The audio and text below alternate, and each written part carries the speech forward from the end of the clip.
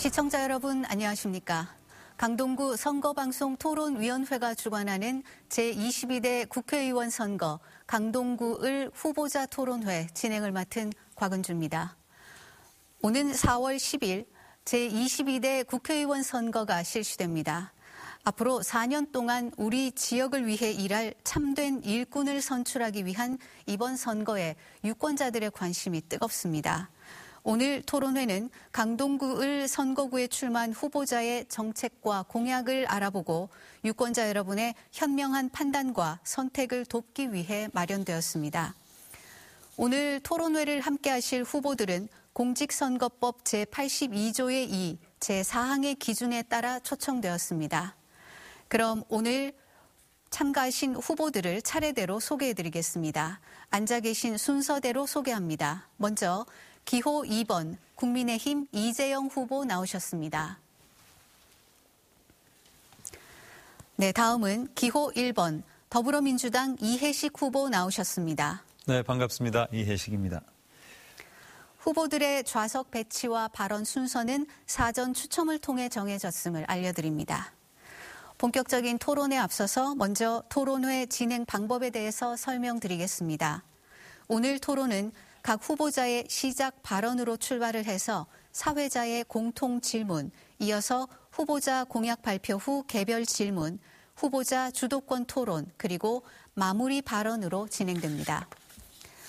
오늘 토론회에서 사회자가 후보자께 드리는 질문은 강동구 선거방송 토론위원회 전체 회의를 거쳐서 사전에 선정되었음을 알려드립니다.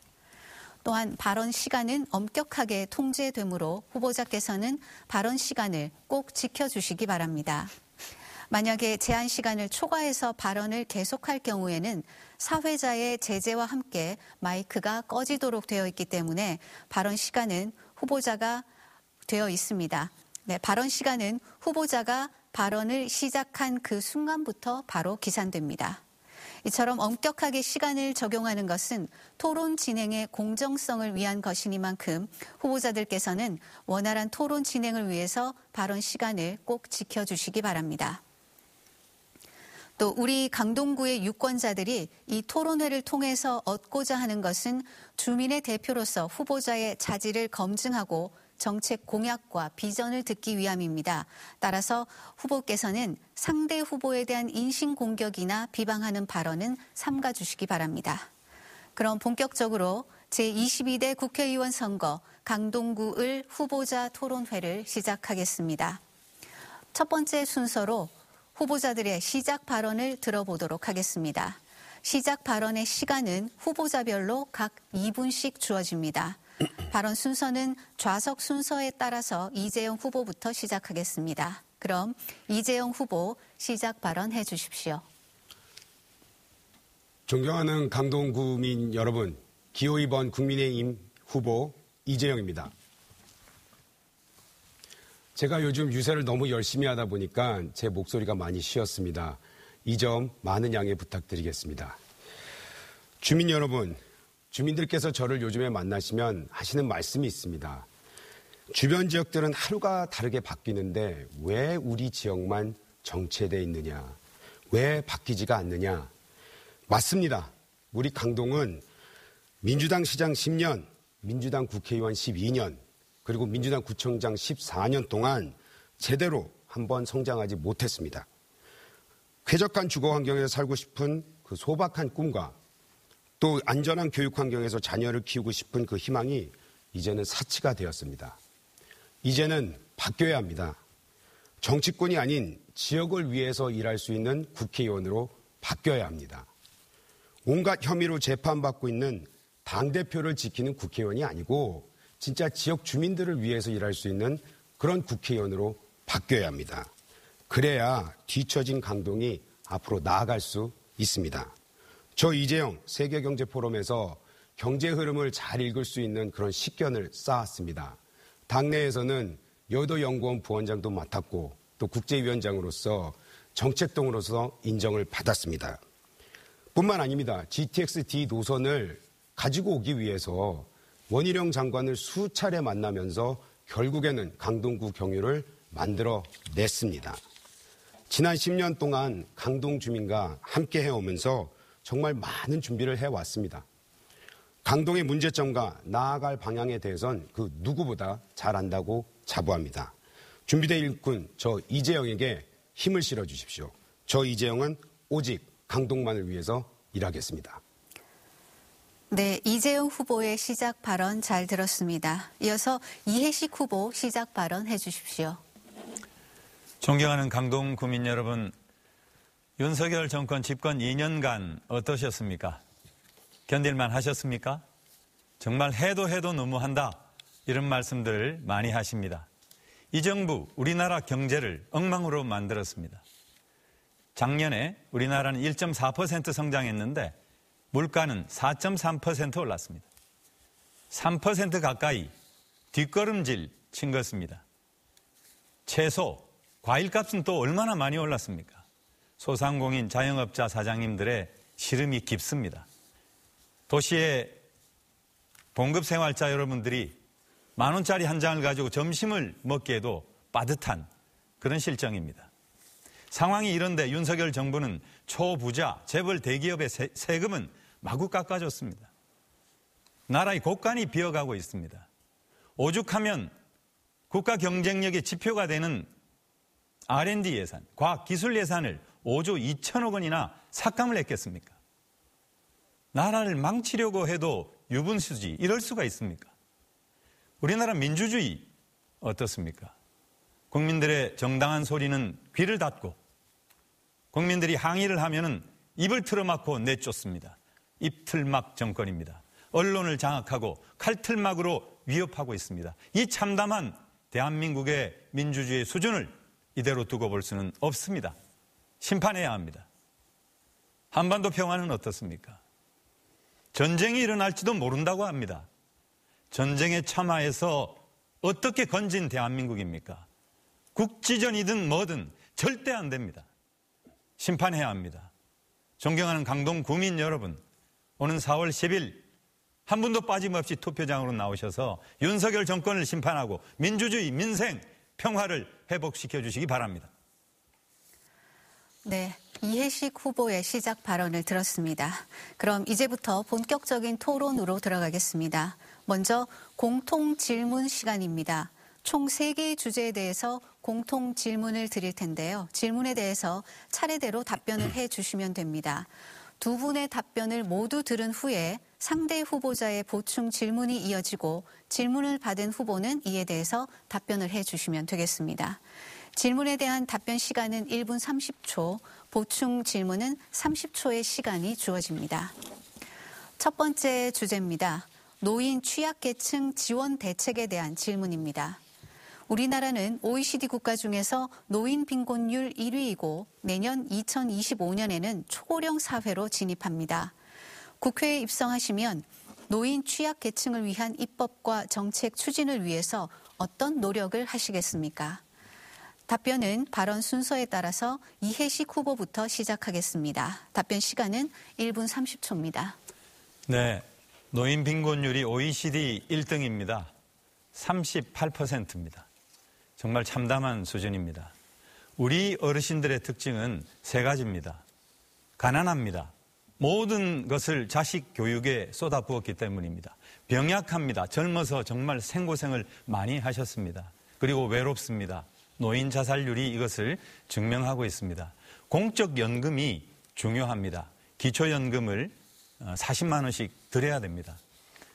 부부가 공동으로 받을 때는 20% 공제하는데 그런 거 없애야 됩니다. 기초생활수급자는 줬다 뺐습니다.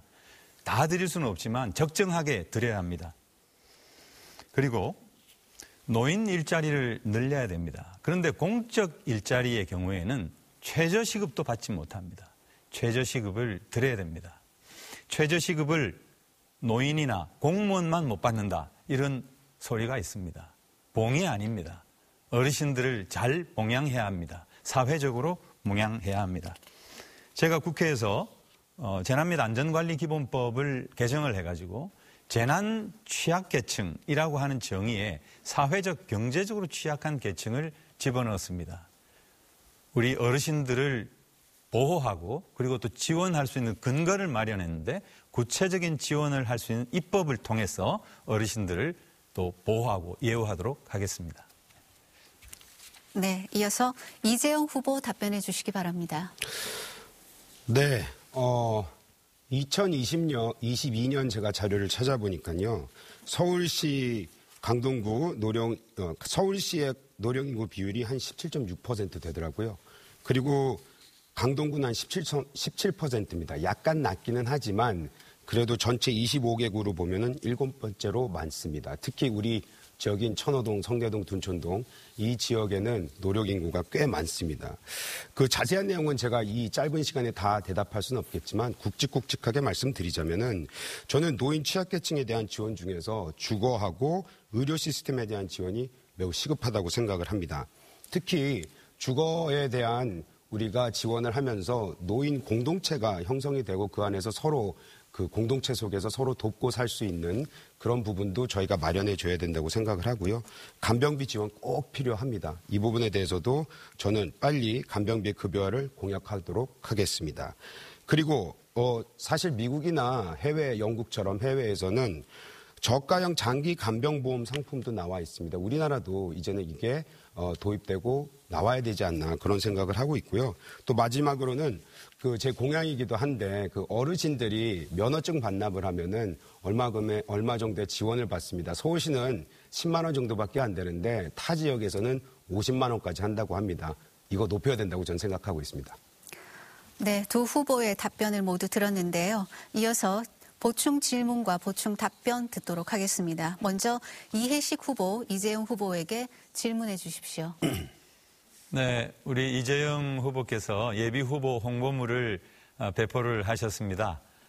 저도 한번 봤는데 상대 후보를 헐뜯는 듯한 그런 네거티브 홍보 전략을 쓰셨던데 그래서 그런지 지면이 부족해서인지 어르신 관련된 공약은 찾아볼 수가 없었는데 방금 공약을 하나 말씀을 하시긴 했는데 혹시 공보에는 어르신 공약이 어떻게 되어 있는지 중요한 공약을 한번 소개해 주시면 감사하겠습니다. 저는 그 공보에는 모든 공약을 담을 수 없다고 생각을 합니다. 그 짧은 페이지 속에 자기가 추구하는 선거 전략을 이렇게 내보쳐야 되는 것도 하나의 방법이고요. 또 하나는 굵직굵직한 공약을 내놓는 게 중요하다고 생각을 합니다. 그렇기 때문에 이런 토론회에서 다른 공약에 대해서 제가 생각하고 있는 공약에 대해서 내비치고 그거에 대해서 말씀을 드리는 것도 하나의 방법이라고 생각하고 또 선거 기간이 13일이나 되지 않습니까? 이제 뭐 3일째에 접어들었는데요. 그 안에 우리 지역 주민들과 해당 주민들한테 이런 공약들을 서로 공유하고 그거에 대해서 설명하는 기회가 많기 때문에 지금 방금 말씀드렸던 몇 가지의 우리 노인 취약층을 위한 그런 공약들을 이렇게 설명할 수 있는 기회가 있다고 생각을 합니다. 네, 그러면 이어서 이재용 후보가 이해식 후보에게 질문해 주십시오. 네, 저는 진정성이 매우 중요하다고 생각합니다. 지금 이해식 후보께서 많은 말씀을 해주셨는데요. 노인 폄훼 DNA, 그 민주당이 깊게 자리 잡고 있는 게 아닌가 그런 생각을 합니다. 뭐 여러 분들이 많은 말씀들을 하셨는데요. 뭐 최근 들어서는 김은경 민주당 혁신위원장이 그런 말씀하셨죠. 왜 미래 짧은 분들이 1표를 행사하느냐고. 이렇듯이 민주당에서는 노인 폄훼가 아주 DNA화되어 있는데 어떻게 공약에 대해서 진정성을 우리가 느낄 수 있는지 그거에 대해서 설명해 주시길 바랍니다. 저는 구청장에 재직할 때 강동구의 슬로건 중에 효도강동, 효행강동을 표방을 하고 어르신 정책에 대해서 어르신들께 아주 소상하게 설명드린 바가 있습니다. 어르신을 잘 모시는 것 매우 중요한 우리 사회의 과제입니다.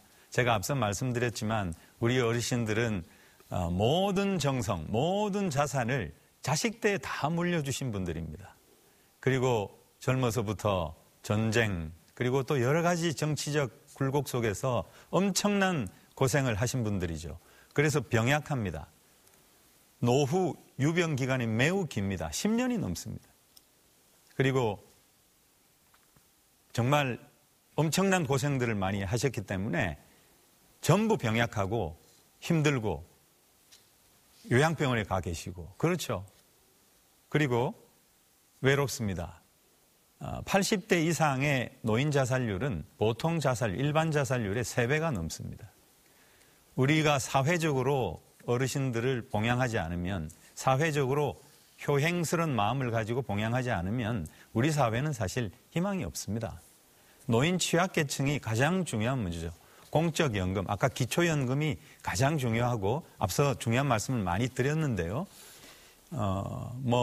그런 것들을 실천해 감으로써 효행 강동을 만들어 가도록 그렇게 하겠습니다.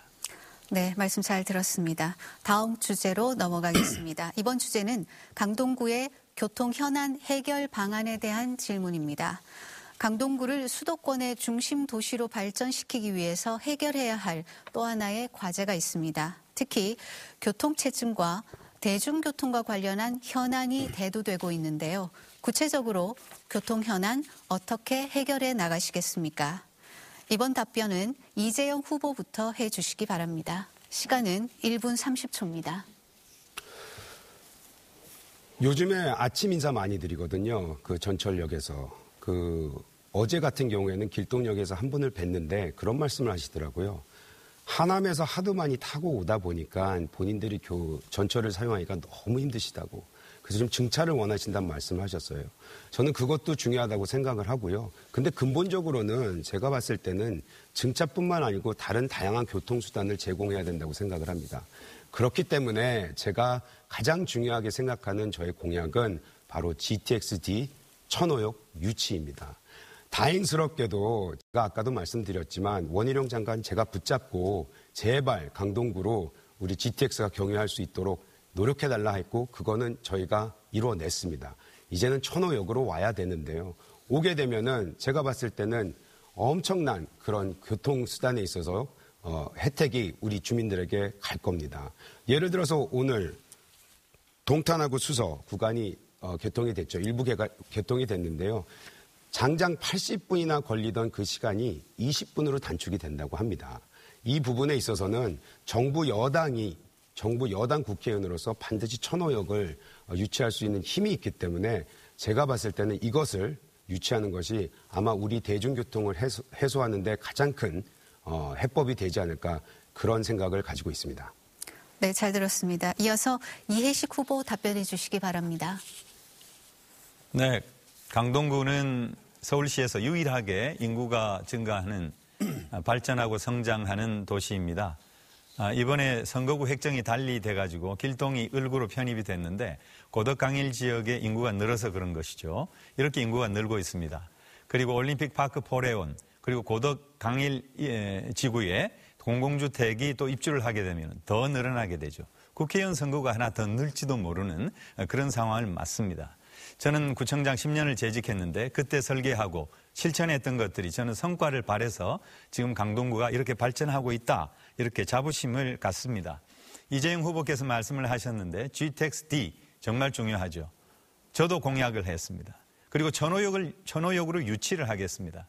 천호역은 1일 이용객 수가 가장 많은 역입니다. 다른 역사보다 압도적으로 이용객 수가 많습니다. 그리고 교산직으로 가기 때문에 잠실에서 교산직으로 가기 때문에 지리적 여건도 천호역이 제일 낫습니다. 그리고 5호선 직결화 사업을 추진을 하고 58, 9호선이 지금 다 이 노선 연장을 하고 있지 않습니까? 경기도까지 노선 연장을 하게 되는데 그러면 경기도에서부터 타고 오십니다. 혼잡도가 늘죠. 차량을 정편을 하고 또 출발력을 조정을 해가지고 혼잡도를 완화해야 합니다. 이런 것들을 공약으로 제시했고 반드시 실천하도록 하겠습니다. 네, 계속해서 보충 질문과 답변 듣도록 하겠습니다. 이재용 후보 질문해 주십시오. 네, 그 GTX-D에서 유치에 대해서 우리 이해식 후보께서도 공약을 내놓으셨고 지금 천호역으로 유치하시겠다고 말씀을 하셨습니다. 근데 제가 궁금한 게 있습니다. 제가 지역에서 행사를 다니다 보면 우리 이해식 의원님께서는 지금 윤석열 정부가 한 일 중에서 잘한 것은 GTX-D 경유를 만든 것이다.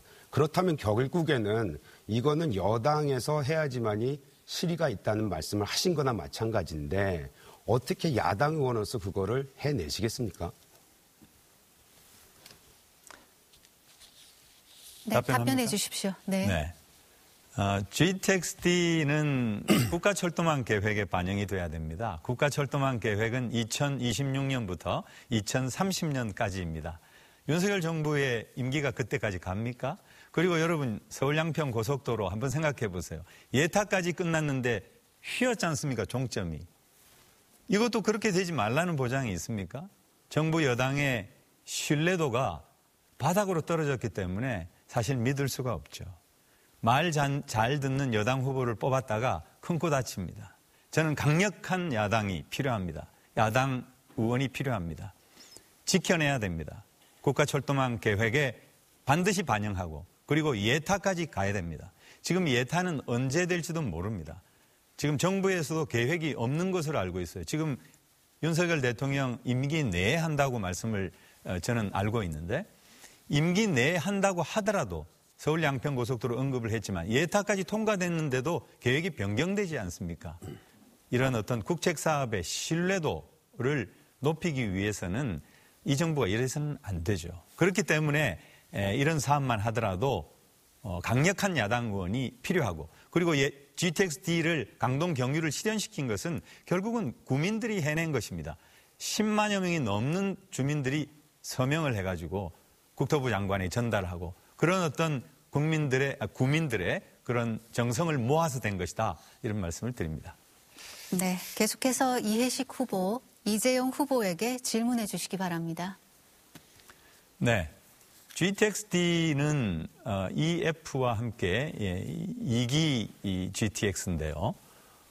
예산만 134조가 든다고 하죠. 그런데 이 중에 3분의 1은 예산 사업이고 3분의 2는 지방자치단체나 민간의 투자를 유치하겠다라고 국토부가 발표를 했습니다. 이래서 이게 GTX-D 들어올 수 있겠습니까? 예산 문제 이래서 된다고 생각합니까? 저는 예산 투자를 늘려야 된다고 생각하는데 우리 후보님은 생각이 어떠시죠? 저는 GTX-D가 강동구 특히 우리 천호역에 유치가 되기 위해서는 아까 우리 이해식 후보님도 말씀을 하셨지만 결국에는 국가철도망 계획에 반영이 돼야 됩니다. 그게 반영이 언제 됩니까? 내년 상반기에 된다고 나와 있지 않습니까? 내년에 여당이 누굽니까? 그 여당일 때 여당 국회의원이어야지만이 이것이 반영되는데 훨씬 더 힘이 실리겠죠. 방금 말씀하신 예산 부분도 그때 여당 국회의원이 강력하게 주장을 해서 주장을 해야지만이 오히려 그것이 더 잘 반영이 되지 않겠습니까? 오히려 여당 국회의원 시절이었던 이해식 의원님이 여당 국회의원 시절이었던 문재인 정부 시절에 반쪽짜리 노선된 거 아니었습니까? 우리 그거 김부선이라고 부르죠. 그때는 아무 말씀 안 하시다가 지금에 와서는 GTX-D 라인을 강동구에서 특히 천호역까지 가져오시겠다고 말씀하시는 것이 지난번과 지금 그때는 여당 의원인데도 못했는데 어떻게 야당 의원 특히 아까 말씀하신 대로 주장만 해서 되겠습니까? 그리고 이게 변경이 된다고요? 이게 천호역으로 되면 그게 만약 변경이 된다면 그게 주민들이 받아들이겠습니까? 그 어떤 국회의원도 받아들일 수 없는 거 아니겠습니까? 그래서 제일 중요한 거는 이제 곧 발표될 내년에 수립될 그 계획에 천호역을 넣는 겁니다. 그거는 여당 국회의원만이 할 수 있는 일입니다. 네, 말씀 잘 들었습니다. 이번 주제는 중장년층과 청년층의 고용 안정 등의 대책에 대한 질문입니다. 미래 희망인 청년들의 실업률은 여전히 가시적으로 개선되지 못하고 있고 중장년층의 고용 불안정은 문제가 심각합니다. 안정적인 직장 생활이나 재취업이 너무 힘든데요. 국회에 입성하시면 청년 취업률 제고와 중장년층 고용 안정화를 위해서 어떤 입법과 정책 활동을 하시겠습니까? 이번 답변은 이해식 후보부터 들어보겠습니다. 네. 경제활동 인구조사에 따르면 2024년 올해죠. 1월 기준의 청년 실업률은 5.9%입니다. 수치만 놓고 봤을 때는 매우 낮은 수치이죠. 그러나 함정이 있습니다. 사실 취업을 포기하는 청년들이 늘고 있다는 문제가 있습니다. 그리고 두 번째는 고용의 질이 저하되고 있습니다. 10명 중에 1명은 불안정하고 소득이 낮은 단순 노무직에 취업을 하고 있습니다. 배달, 택배, 운수, 창고업에 종사하는 청년들이 늘어나고 있습니다. 매우 어려운 청년들의 현실을 보여주고 있는 것이죠. 그래서 사실 일자리를 늘리는 것도 중요하지만 좋은 일자리를 만들어야 됩니다. 좋은 일자리를 한꺼번에 많이 만들 수가 없죠. 중소기업 같은 데는 지원을 해야 합니다. 청년 내일 채용 공제 매우 훌륭한 정책이었습니다.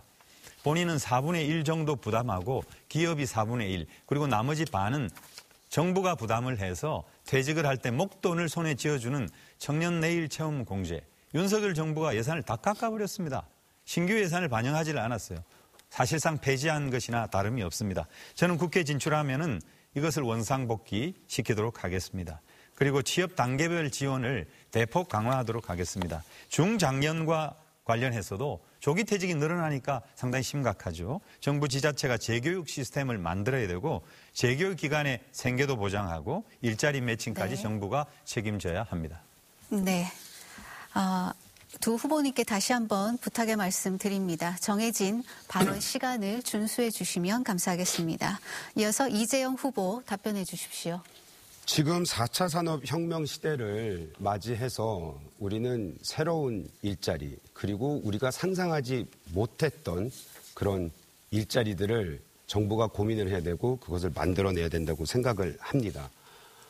사실 제가 아까도 말씀드렸지만 세계경제포럼에서 제가 일을 했었고 그 4차 산업혁명이라는 말 자체가 세계경제포럼에 있었던 1월 회의에서 나왔습니다. 저는 그런 기반을 토대로 해서 어떻게 하면 우리 청년들과 뿐만 아니고 중장년층까지도 이 새로운 산업시대에 걸맞는 일자리로 새로 옮겨갈 수 있는지 그 부분에 대해서 고민을 많이 하고 있습니다. 근데 중요한 것은 기본 바탕, 지금 가지고 있는 우리 노동시장 구조가 과연 맞느냐. 이 부분에 대해서는 수년간, 단연간 다뤄져 왔습니다.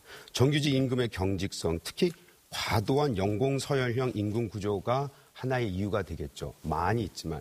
하지만 큰 틀에서 보면은 저는 결국에는 노동시장의 유연성이 필요하지 않을까 그런 생각을 가지고 있고요. 또 거기에 우리가 항상 나오는 얘기가 있습니다. 이 이중 구조, 정규직, 비정규직 간의 이 이중 구조를 어떻게 해결할 것인가. 이것에 대해서는 아까도 말씀드렸지만 수많은 과거 정부가 얘기를 해왔지만 결국 해결하지 못했습니다. 저는 그것을 이제는 해결해야 되는 시점이라고 생각합니다. 네, 계속해서 이해식 후보, 이재용 후보에게 질문해 주십시오. 네, 기업의 수출 활동이 위축되고 수입이 늘지 않으면은 기업의 고용 또한 위축되는 것이 사실이죠. 한국 기업의 이런 빈약한 R200 수준 그리고 윤석열 정부의 CF100 고집 이런 것 때문에 우리 경제의 앞날이 참 암담합니다. 어떻게 수출을 늘릴 수가 있을지 그리고 많은 기업들이 해외로 떠나고 있죠. 이런 측면에서 R200과 관련해서 왜 윤석열 정부가 이런 정책을 취하는지 답변 부탁드립니다.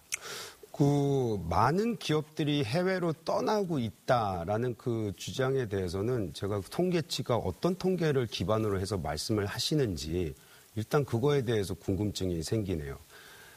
지금 현재 우리 대한민국을 이끌고 있는 산업 중에서 몇 가지의 인더스트리가 있죠. 특히 반도체 같은 경우에는 우리 국가 미래 산업을 위해서 우리 아이들을 위해서 진짜 이제 새로 만들어지는 우리가 도래한 이 4차 산업혁명 시대에서 굉장히 중요한 그런 산업입니다. 이 부분에 대해서 반도체 벨트를 만들기 위해서 윤석열 정부가 굉장히 노력을 하고 있고 거기에 수많은 투자를 하고 있고 또 이제 기업들마저도 거기에 사활을 걸고 얘기를 하고 있습니다. 이뿐만이 아닙니다. 철강산업, 게다가 선박산업 등등등 여러 가지가 있죠. 특히 우리나라는 이제 어찌 보면 과거에 기업 문화에서 또는 산업 생태에서 소프트웨어 쪽으로 바뀌어야 됩니다. 다행히도 민간 쪽에서 여러분들 잘 아시는 K-팝이 지금은 세계에서 스스로 만들어내서 각광을 받고 있습니다. 거기에서 일어나고 있는 매출과 수익은 어마어마합니다. 그리고 세계에서 더더욱 클 수 있는 그런 경쟁성과 포텐셜이 있습니다. 그런 부분을 지원할 수 있는 것이 저는 우리 미래 산업에서 생각할 수 있는 부분이라고 생각하고 거기에 대해서 저는 적극 지원할 생각입니다. 네, 잘 들었습니다. 계속해서 이재용 후보, 이해식 후보에게 보충 질문해 주십시오. 아까 이것도 좀 같은 맥락에서 질문을 안 할 수가 없는데요. 그 노인 일자리 또 노인 고령층에 대한 지원 사업에 대해서 저는 진정성이 중요하다고 말씀을 드렸어요. 그러면서 말씀을 드렸죠. 여러 가지. 근데 민주당은 또 다른 얘기가 있죠. 작년에 보면 청년 일자리 예산 80%를 깎았습니다. 다행스럽게도 그것이 복원이 되긴 했는데 청년 일경험 사업입니다. 이게 지금은 인기가 있다고 합니다. 왜 이렇게 좋은 사업 예산을 깎았습니까? 청년 일자리 예산을 깎았다고 주장을 하시는데 뭘 보고 말씀하시는지 잘 이해가 언뜻 안 되고요. 청년 일자리를 깎을 리가 없겠죠. 다시 한번 살펴보시면 좋겠고요. 그리고 R200과 관련해서는 지금 많은 기업들이 해외로 떠나고 있다라고 하는 현재 진행령을 썼는데 사실 R200이 현실화되면 떠날 수밖에 없는 여건이 된다. 이런 취지의 말씀이었죠. 윤석열 정부는 R200에 대해서 전혀 모르기도 하거니와 신경을 쓰지를 않고 있는 것이죠. 국제적인 글로벌한 기준, 그 글로벌한 수준에 맞추어서 우리 산업의 미래를 끌고 나가야 된다. 그게 정부의 역할이다. 이런 말씀을 드리고요. 오히려 청년 일자리를 깎은 것이 아니라 사실 아까 말씀드린 이 청년 내일 채움 공제라고 하는 정말 탁월한 정책을 문재인 정부에서 했다는 이유만으로 이렇게 싹을 잘라서 해도 되겠습니까? 세수가 줄어들어서 곳간이 비어가지고 쓸 돈이 없어서 어쩔 수 없었다. 이렇게 얘기하면 좋겠지만은 사실 그런 것도 아니었어요. 지난 연말 국회 때 이 내일 채용 공제 예산 마련하느라고 정말 생고생을 했습니다. 엄청나게 반대를 했어요. 이런 청년 일자리와 관련된 정책을 정치적으로 이렇게 윤색을 해가지고 대하는 태도 고쳐야 된다고 생각합니다. 네, 사회자의 공통 질문에 대한 두 후보의 답변을 모두 들었습니다. 여러분께서는 지금 강동구 선거방송 토론위원회가 주관하는 제22대 국회의원 선거 강동구을 후보자 토론회를 보고 계십니다. 이번 시간은 강동구을 국회의원 후보자로서 내세운 서로 검증할 수 있는 시간을 가져보겠습니다. 공약 발표 시간은 5분, 공약 발표가 끝나면 상대 후보의 질문이 이어지고 그 답변을 들은 다음 다시 한번 질문과 답변을 듣도록 하겠습니다. 질문 시간은 각 30초, 답변 시간은 1분 30초씩 주어집니다. 발언 순서에 따라서 공약 발표는 이재용 후보부터 들어보겠습니다. 이재용 후보 공약 발표해 주십시오. 존경하는 강동구 주민 여러분, 우리 강동을 주민 여러분, 강동구는 외형상 발전하고 있는 것으로 보입니다.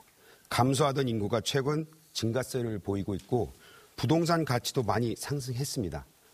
문제는 그런 사항들이 대부분 강동갑 지역에 해당되는 이야기라는 것입니다. 강동을 주민들의 삶은 크게 나아지지 않았습니다. 강동을 지역은 아직도 노후한 저층 주거지가 많습니다. 로데오 거리 등 특화거리, 전통시장의 경쟁력도 날이 갈수록 떨어지고 있습니다. 더 좋은 주거 환경과 교육 환경을 떠나는 우리 주민들이 늘어나고 있습니다. 이웃 지역에서는 기업이 들어가고 있고 신축 아파트 단지가 들어서고 있고 복합 쇼핑몰이 생겼지만 강동을 지역은 오세훈 시장이 들어서기 전까지 10여 년 이상 제자리 걸음만 했습니다. 박어준 시장 10년, 민주당 국회의원 12년, 민주당 구청장 14년 동안 뒤처진 강동을 발전해 획기적인 반전이 필요한 시기입니다. 저 이재용은 서울의 변방 또는 배드타운 이미지에 머물러 있는 우리 강동, 을의 체질을 완전히 바꿔놓겠습니다. 쾌적한 주거 환경, 실력 있고 안전한 교육 환경, 질 좋은 일자리, 매력적인 볼거리와 즐길거리가 있는 그런 강동을 제가 만들겠습니다. 강동에 사는 것이 지금도 너무 좋지만 더 큰 자부심을 느낄 수 있는 그런 위대한 강동 시대를 만들겠습니다.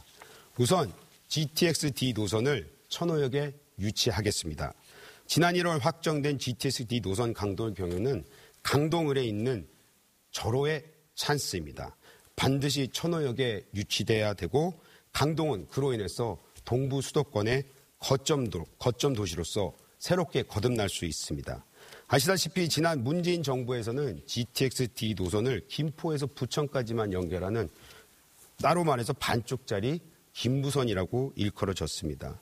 그러던 것을 이번 정부에서 하남까지 가는 원안을 살려냈고 게다가 그 원안에도 없던 강동 경유까지 이제 만들어냈습니다.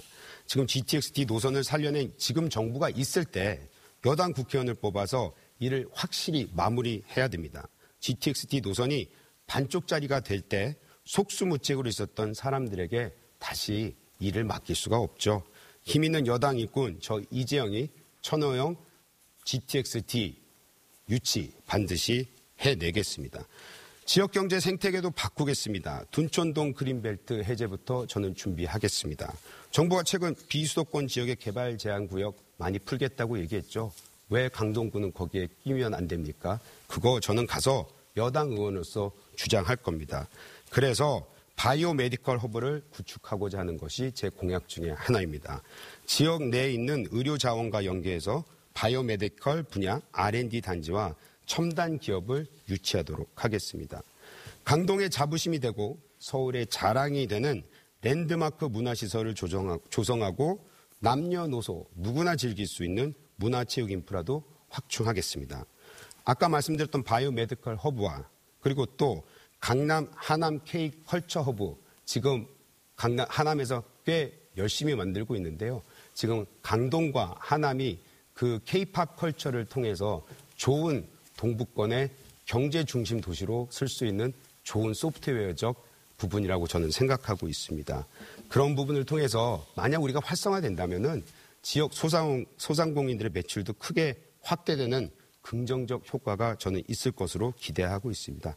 재개발, 재건축은 주민 맞춤형으로 서울시와 연계해서 빠르게 진행될 수 있도록 진행하겠습니다. 최근에 서울시에서 발표한 몇 가지 큰 공약들이 있죠.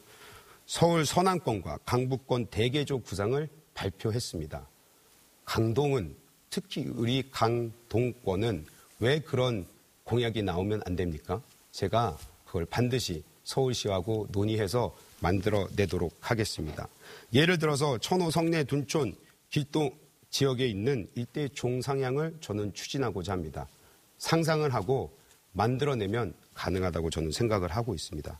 그리고 마지막으로 중요하죠. 제가 지금 5학년의 아빠입니다. 우리 자녀들을 키우시는 부모님들의 걱정을 좋은 교육도시로 만들어서 확실히 그 걱정을 덜어내드리도록 하겠습니다. 아이들의 실력과 인성, 안전이 보장되는 그런 교육 환경을 만들 것이고요.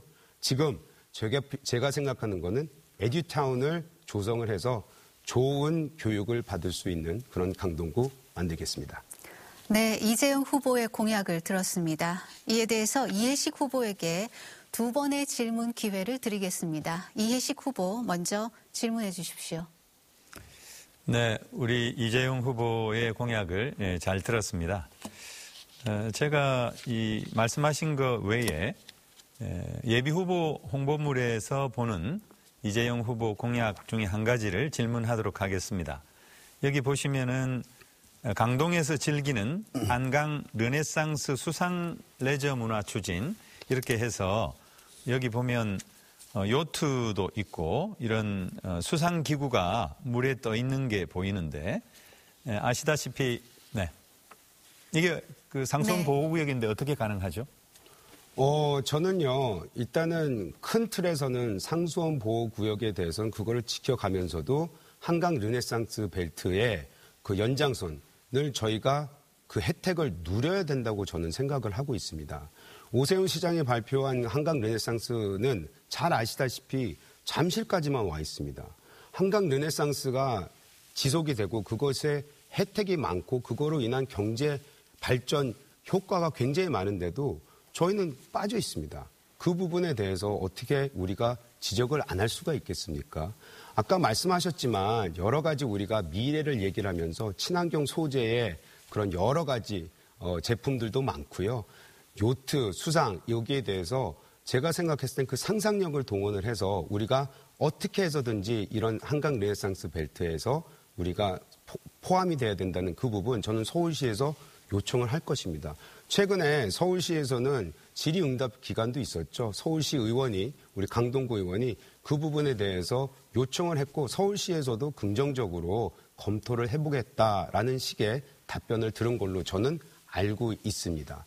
아까도 말씀드렸던 특히 또 교통수단에 있어서도 예를 들어서 서울시에서 한강 르네상스 벨트에서 그 교통수단으로 우리가 한강을 쓸 수 있다면은 정체되어 있는 그리고 아무리 봐도 정체될 그런 대중교통에 또 다른 수단이 생길 수도 있지 않겠습니까?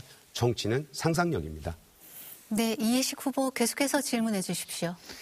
네, 아무리 상상도 좋지만은 잠실 수중보 이상은 상수원 보호구역으로 엄격하게 묶여 있어서 개발이 불가능하죠. 상상만으로 되는 게 아니죠. 법이 안 되게 돼 있는데 어떻게 그게 가능하겠습니까? 공직자라면 기후위기를 생각해야 되고 환경을 생각해야 되는데 그런 마인드 없이 무조건 개발하자. 저는 아니라고 봅니다. 그리고 둔촌동 그린벨트 풀어서 바이오 메디칼 허브 만들겠다고 그러신 거죠? 네, 어떻게 맞습니다. 가능할까요? 그 방법을 한번 말씀해 보시죠. 지금 우리 강동구를 보면은요. 제가 봤을 때 특히 강동 을 지역구를 보면은 굉장히 많은 병원들이 있죠. 인근에는 물론 이건 송파이긴 하지만은 아산병원이 있습니다. 우리 성심병원이 있습니다. 저쪽에는 우리 강동구에 여러 가지 병원이 있고 인근에는 삼성병원까지 있습니다. 그리고 그 안에는 중소, 중대 병원들이 많습니다. 이런 메디칼 어찌 보면 허브가 이미 벌써 자연스럽게 지금 형성되어 있습니다. 아시는지 모르겠지만 제가 알기로는 아산병원 안에 어떤 큰 동 하나는 그 안에 미래 메디칼 먹거리 사업들이 많이 진출해서 지금 R&D를 통해서 굉장히 열심히 미래 메디칼 산업을 육성 중에 있습니다. 저는 그것을 한데 모아서 우리 지금 중앙보훈병원 인근으로 있는 그 그린벨트 1차선은 빼고요. 1차선은 우리 주민들에게 돌려줘야 되고 거기에 남아있어야 되는 거니까요. 거기를 재정비를 해서 메디컬 허브타운을 만든다면은 미래 산업에 저희는 괜찮은 그리고 어찌 보면 꼭 필요한 먹거리로서 역할을 할 수 있다고 생각을 하고요. 잘 아시다시피 그거는 정부와 또 해당 지자체하고 논의를 통해서 전 할 수 있다고 생각을 합니다. 서울시장이 오세훈입니다. 강동구청장이 국민의힘 출신인 이수희입니다. 서울시 5명의 시의원이 다 국민의힘입니다. 저는 그 상상력을 현실로 만들 수 있다고 생각하고 있습니다. 네, 답변 잘 들었습니다. 이어서 이해식 후보의 공약 발표를 듣도록 하겠습니다. 이해식 후보 공약 발표해 주십시오. 네, 존경하는 천호성내 둔촌 길동 주민 여러분. 앞서도 제가 말씀드렸지만 강동구는 서울에서도 유일하게 인구가 급격하게 늘고 있는 곳입니다. 올해 하반기 입주 예정인 둔촌동 올림픽파크 포레온 그리고 강일동의 고덕 강일 1지구 공공주택까지 입주가 되면 우리 강동구의 인구는 55만 명 이상 될 것으로 보입니다. 그래서 강동의 미래를 결정하는 이 중차대한 시기에 저희 이해식은 더 나은 강동을 만들 9개 분야의 46가지 세부 공약과 각 동별 47개의 우리 동네 공약, 총 93개의 공약을 준비했습니다. 선거 공보를 통해서 각 가정으로 배달될 예정이니까 잘 살펴봐 주시기 바랍니다. 저희 이해식이 반드시 실천하도록 하겠습니다. 그중에 핵심 공약들에 대해서만 간략하게 말씀 올리겠습니다. 첫째, 교통 현안 해결을 위한 사통팔달 강동을 만들겠습니다. 앞서 언급한 바대로 인구가 늘어나면 교통 인프라가 구축돼야 되죠. 첫 번째 해결책으로 많이 언급이 됐습니다마는 GTX-D 천호역 유치를 추진하도록 하겠습니다. 천호역은 약 6만 7천여 명이 하루에 이용을 합니다.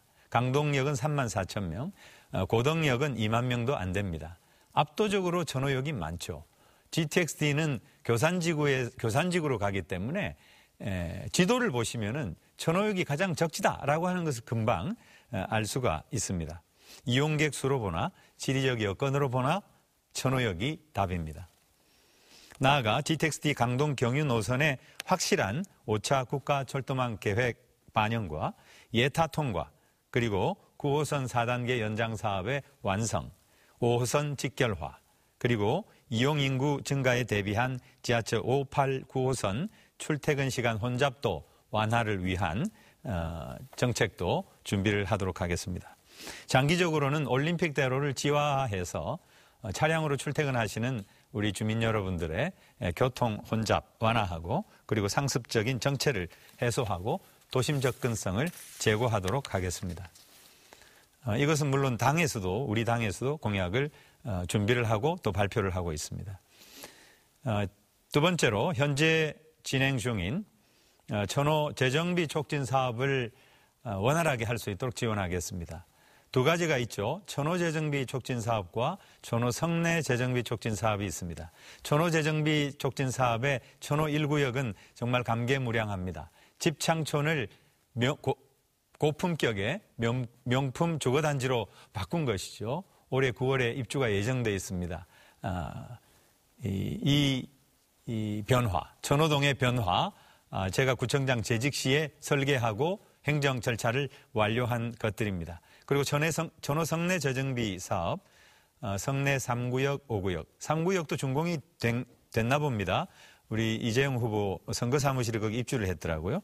천호 4구역, 그리고 천호 8구역도 조합이 준비되고 있죠. 원활하게 진행될 수 있도록 하겠습니다. 그리고 소규모 재건축 재개발 사업도 지원하겠습니다. 다만 주거 여건이 좋고 주민 반대가 심한 모아타운의 경우에는 해제도 가능할 수 있도록 제도적으로 뒷받침하도록 하겠습니다. 그리고 구민회관을 문화체육복합시설로 만들고 천호 해공체육관을 재건축하도록 하겠습니다. 길동역에 에스컬레이터와 엘리베이터를 설치하고 그리고 마약 중독 재활센터는 백지화할 수 있도록 하겠습니다. 천호공원, 성내동의 한의공원, 지하 주차장을 만들도록 하겠습니다. 전통시장 현대화 사업을 지원하도록 하겠습니다. 길동, 그리고 둔촌역, 고분다리, 성내시장 등 전통시장의 현대화를 통해서 소상공인, 자영업 하시는 우리 사장님들이 좀 더 이렇게 어깨 펴고 살 수 있도록 그렇게 하겠습니다. 그리고 지금 올림픽 파크 포레온 학교 문제가 심각하죠. 저 예식이 해결하겠습니다. 그리고 그 맞은편 성내동 지역의 지구단위 계획을 다시 재정비해서 둔촌 아파트 재건축 돼가지고 올림픽 파크 포레온 입주에 대비해서 종상향하고 그의 이 주변 여건에 적합한 그런 도시 계획을 만들도록 지원하도록 하겠습니다. 네, 이해식 후보의 공약 잘 들었습니다. 계속해서 이재용 후보에게 역시 두 번의 질문 기회를 드리겠습니다. 이재용 후보 질문해 주십시오. 이해식 후보님의 말씀을 듣다 보면은 좀 궁금한 점이 있긴 합니다. 사실 그 천호동 그 개발에 대해서 매우 좋게 평가를 하셨는데 천호 뉴타운 박원순 시장이 해제할 때 그때 구청장 아니셨나요? 어떻게 이렇게 모순된 말씀을 하시는지 모르겠고요.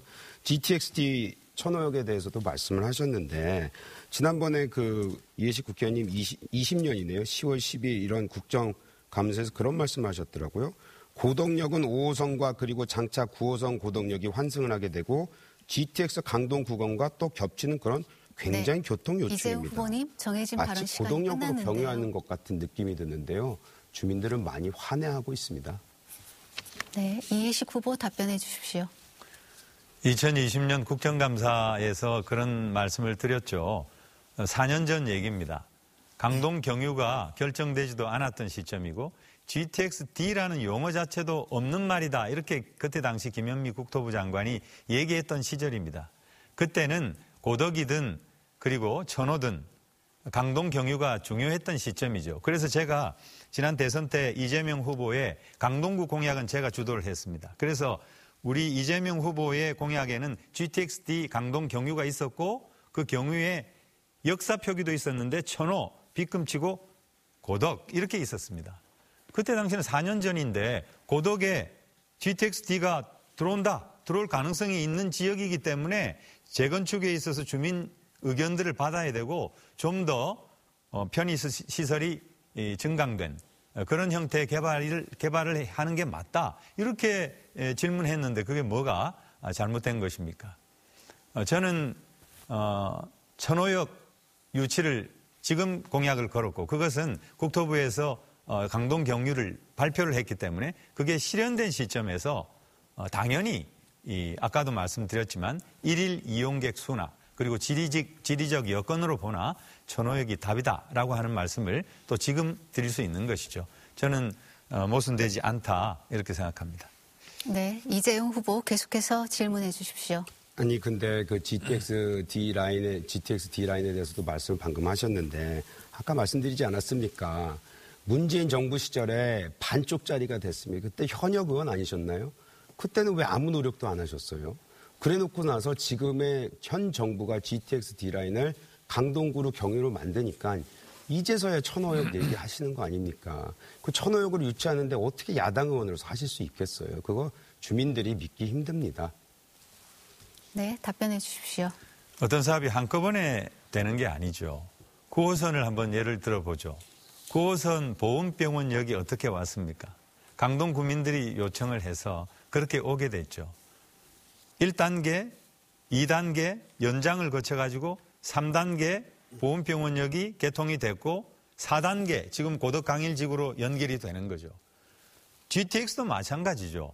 1기 지하철, 1기 GTX, A, B, C 사업이 쭉 진행이 되고 예산 반영하고 행정 절차 진행하고 그런 다음에 2기를 해야 되는 거죠. 그 시점이 지금 시점이기 때문에 된 겁니다.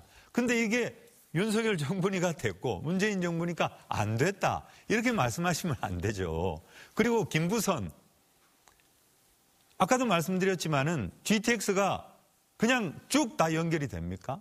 한꺼번에 공사가 다 진행이 됩니까? 그렇지가 않죠. 저쪽 김포 쪽에서 오는 거기 때문에 저쪽부터 공사가 진행이 되고 강동은 지금 강동 경유를 하느냐 마느냐에서 국토부가 하겠다라고 총선을 앞두고 공약을 했으니까 이제 국가철도망 반영을 해야 되고 또 예타를 통해서 국가 예산을 반영해야 되고 이런 중대한 절차들이 남은 거죠.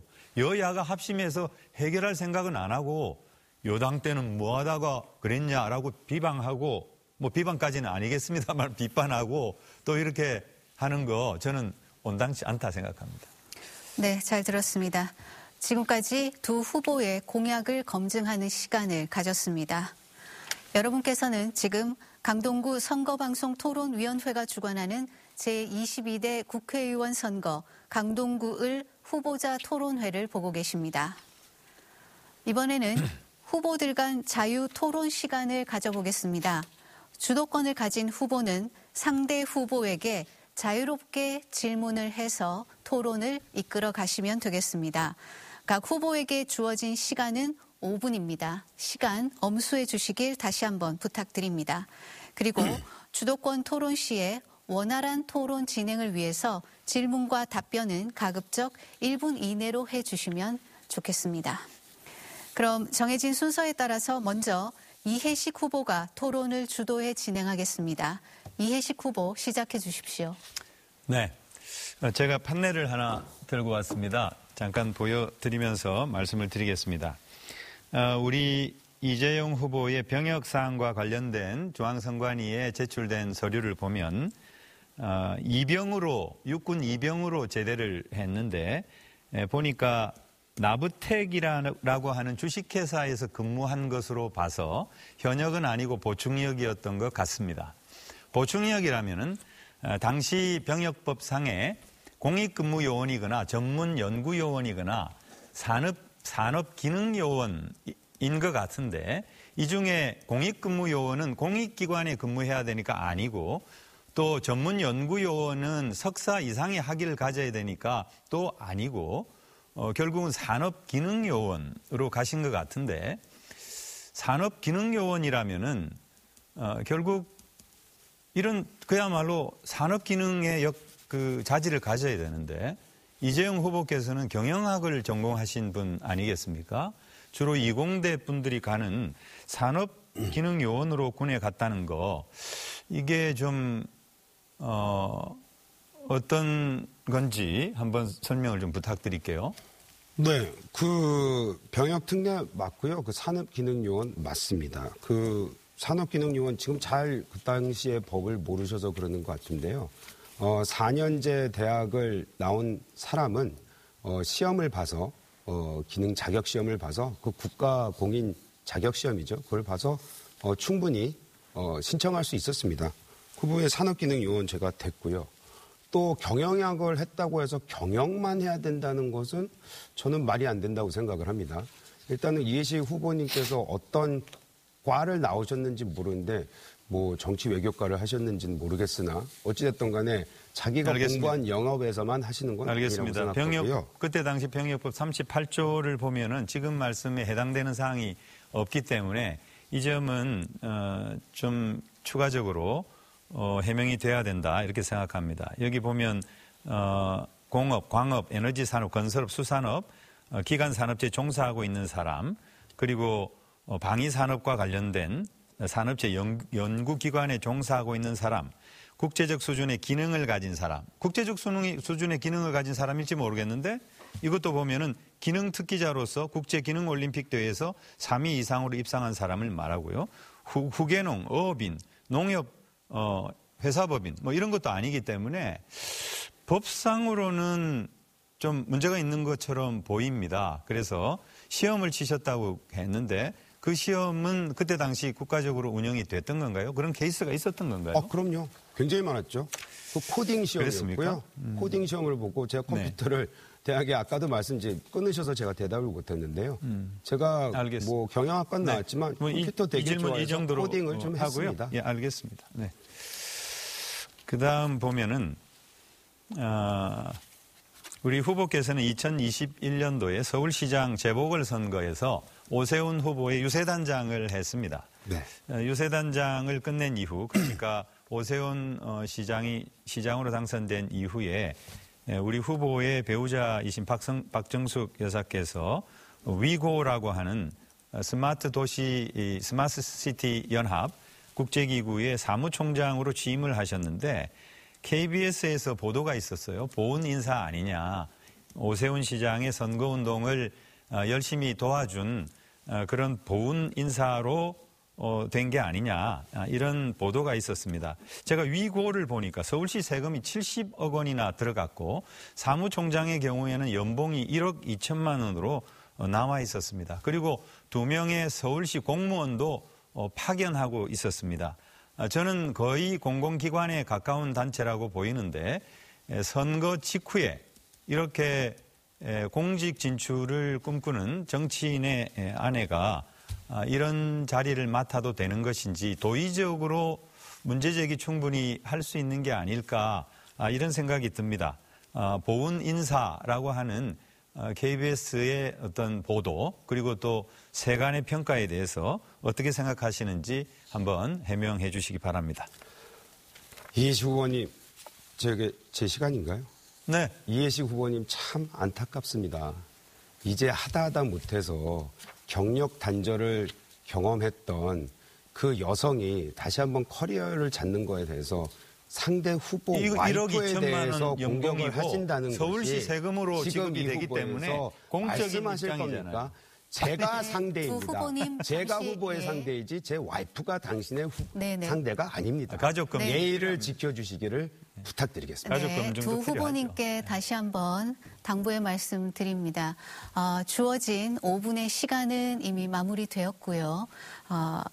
이제 다시 한번 발언 시간을 준수해 주시길 다시 한번 당부드립니다. 계속해서 이재용 후보의 주도로 토론을 진행하도록 하겠습니다. 이재용 후보 시작해 주십시오. 우리 지역에서 오랜 기간 정치를 하신 분입니다. 우리 이해식 후보께서는. 그러면 잘 기억나실 거예요. 2006년 강동구 암사동에서 모녀를 잔인하게 살해했던 그 사건이 있었죠. 너무나도 안타까웠습니다. 범인 김모 씨가 있었습니다. 그 김모 씨가 나중에는 바로 이재명 대표의 조카라는 것도 드러났고요.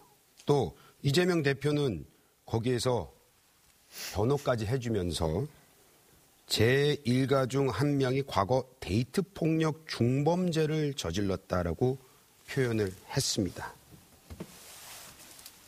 바로 이 모습입니다, 여러분. 그 사건이 어떤 사건이었습니까? 데이트 폭력 안 사귀겠다고 하니까 여자친구를 37차례나 흉기를 휘둘러서 그 어머니까지도 살해한 사건이었습니다. 거기에 데이트 폭력이란 말을 하면서 이재명 대표는 어찌 보면은 제2차 가해라고 생각해도 될 정도로 아주 잔인한 말씀을 하셨다고 전 생각을 합니다. 근데 이제 우리 이해식 후보께서는 지난해 김은경 더불어민주혁신당 노인폄훼 논란이 있었을 때 그때 노인 회장께서 김 위원장이 사진을 때리니 이런 말씀하셨어요. 너무나도 모욕적인 행위고 어떤 이유로도 용납될 수 없는 명백한 폭력이라고 말씀을 하셨습니다. 다른 언론 인터뷰에서 이런 말씀도 하셨어요. 데이트 폭력은 엄벌해야 하는 중대 범죄라고 말씀을 하셨습니다. 어떻게 37차례나 흉기를 휘둘려서 했던 그 잔인한 살인 사건이 그냥 데이트 폭력입니까? 그런데 데이트 폭력마저도 엄벌하게 다뤄야 된다고 말씀은 하시면서 지금 계속해서 이재명 대표 주위에서 그거에 대해서 바른 말씀 하나도 안 하셨잖아요. 그리고 그때 이해식 후보 지난 대선 때 이재명 대선 후보의 배우자인 김혜경 씨의 실장 맡으셨죠. 그때 나왔던 자료가 있어요. 우리 후보께서 굉장히 다정다감하시다. 중간의 문제 빼고 또 여성 문제에 대해서 굉장히 진보적인 시각을 가지고 있다. 여론 조작 때문에 마초적 이런 상상을 하시는 분이 많아서 그렇지 않다는 부분에서 페미니스트 플러스 페밀리스트다. 이런 얘기를 있습니다. 패널 안 만들어와서 요거 정도만 보여드리겠습니다. 어떻게 형수에게 심한 욕설을 해서 논란되고 비난됐던 것들 그런 것들이 다 녹취가 되어 있는데 왜 어떻게 언론이 조작돼서 이렇게 얘기를 했다고 말씀을 하십니까?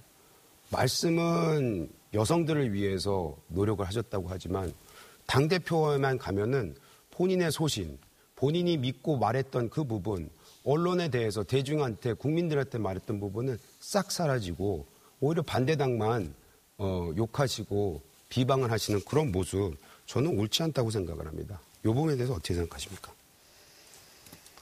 지난 대선 때 다 이렇게 그 공방이 있었던 문제고 그런 문제에 대해서 제가 뭐 직접 얘기를 할 가치를 못 느낍니다. 이 중요한 시간에 이 문제를 다뤄야 될지 모르겠고요.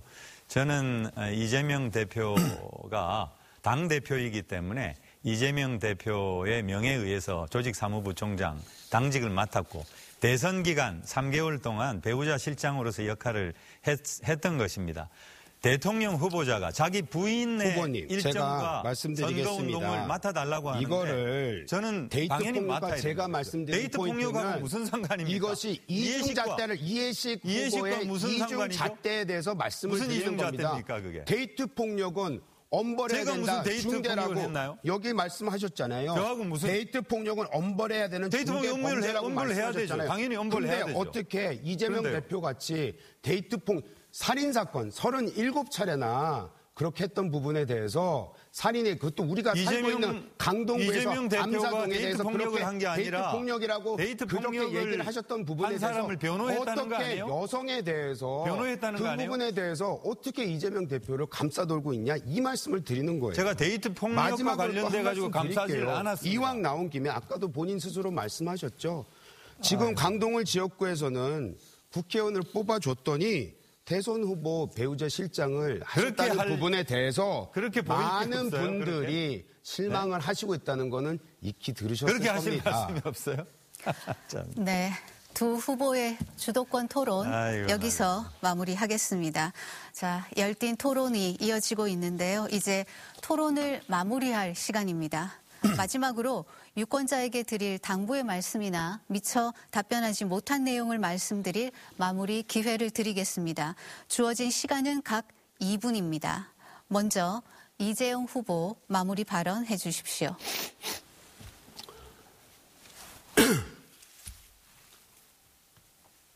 존경하는 강동 주민 여러분, 지금 토론회를 통해서 그 약간의 못난 모습 보여드려서 일단 죄송하다는 말씀부터 올리겠습니다. 제게는 내일 모레면 여든이 되시는 어머니가 계십니다. 고령이시지만 저희 어머니께서는 좀 긴 머리를 좋아하세요. 긴 머리가 본인 스타일에 맞다고 생각을 하시나 보죠. 근데 요즘 선거운동 때문에, 자식의 선거운동 때문에 열심히 돌아다니고 계십니다. 근데 오늘 어제였나요? 봤더니 굉장히 단발이 되어 있으시더라고요. 그래서 왜 이렇게 머리가 단발이세요? 했더니 미장원 돌아다니면서 사람들 볼 때마다 응원을 해주니까 미안해서라도 거기서 머리를 조금씩 자르다 보니까 이렇게 짧아지셨다고 하더라고요.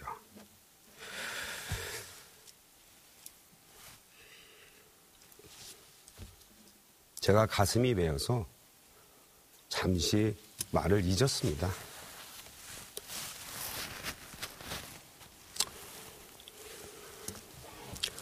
저희 어머니한테는 제가 2번이나 선거를 떨어진 불효자입니다. 하지만 저는 우리 강동 주민들께 약속드립니다. 저는 우리 강동 주민에게 있어서만큼은 효자가 되겠습니다.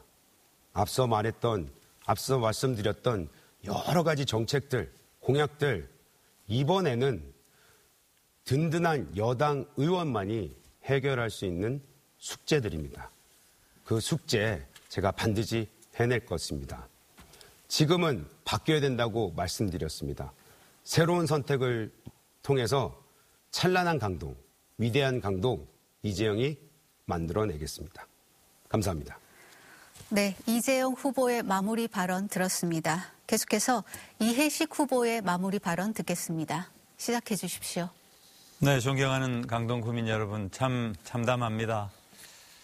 이재명 대표의 악마화, 김혜경 여사에 대한 악마화, 200여 차례 압수수색을 통해서 고작 10만 원 기소했습니다. 그것도 자기가 먹은 22,000원 밥값은 자기가 냈습니다. 재판에 불려다닙니다. 이게 참 공정한 수사인지 재판인지 모르겠습니다. 이재용 후보도 그 패널 보여주시면서 제 4년간의 의정활동이 그 사진 한 장으로 다 이렇게 커버가 가능할 것이라고 보십니까? 참 실망입니다. 이래서야 되겠습니까? 아까 우리 말씀하신 어머니 도영심 여사시죠. 노태우 정부 전국구 의원을 지낸 분 아니십니까? 우리 이재용 후보의 양부 권정달 우리 전 의원님. 전두환 독재 시절에 민주정의당 사무총장, 초대 사무총장을 역임하신 분이죠. 11대, 12대 국회의원을 지냈고 15대 국회의원을 지냈고 양부께서 3선 의원, 어머니 1선 의원, 그리고 우리 의원님도 한번 국회의원을 하시지 않았습니까? 어떻게 대를 이어서 국회의원을 하려고 하냐, 이런 비판 여론도 있다는 것을 우리 이재용 후보께서는 알아주셨으면 좋겠습니다. 존경하는 강동 구민 여러분, 정말 참담한 마음을 가누면서 한 말씀만 올립니다. 이 선거는 이런 자질구레한 문제를 논의하는 선거가 되어서는 안 됩니다. 윤석열 정권을 심판하고 나라를 바로 세우는 그런 선거가 되어야 합니다. 4월 10일 꼭 나라를 바로 세워주시기 바랍니다. 네, 두 후보의 마지막 발언까지 모두 들었습니다. 오늘 토론을 위해서 참석해 주신 두 후보께 진심으로 감사의 말씀을 드립니다. 수고하셨습니다, 후보님.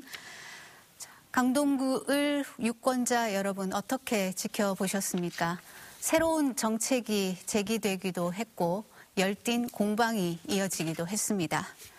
오는 4월 10일은 여러분들의 주권을 행사하는 날입니다. 이 시간이 유권자 여러분들의 선택에 도움이 되셨기를 바라며 제22대 국회의원 선거 꼭 투표하시기 바랍니다.